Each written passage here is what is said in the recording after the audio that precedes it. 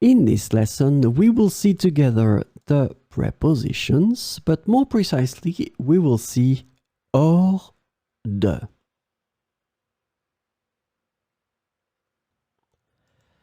So, of course, the first thing that we need to see together is what is une préposition? Well, a preposition is an invariable word which brings two words together. The second word is called complement, and it allows to specify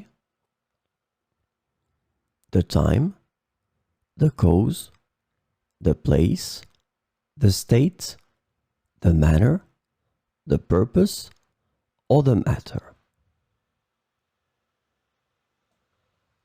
The second word can be another noun, a pronoun, an infinitive verb, or an adverb.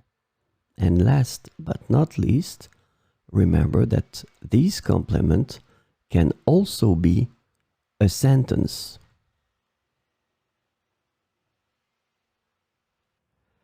So, this lesson is about hors de.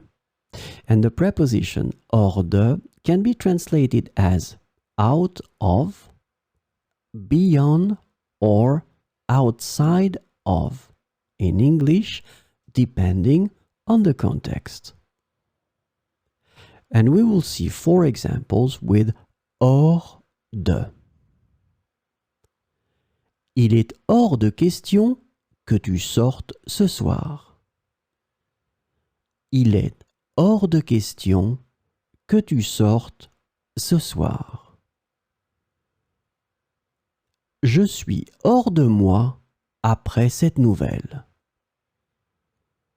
Je suis hors de moi après cette nouvelle. Garde les bonbons hors de portée des enfants. Garde les bonbons hors de portée des enfants. Il est sorti hors de l'eau pour respirer. Il est sorti hors de l'eau pour respirer.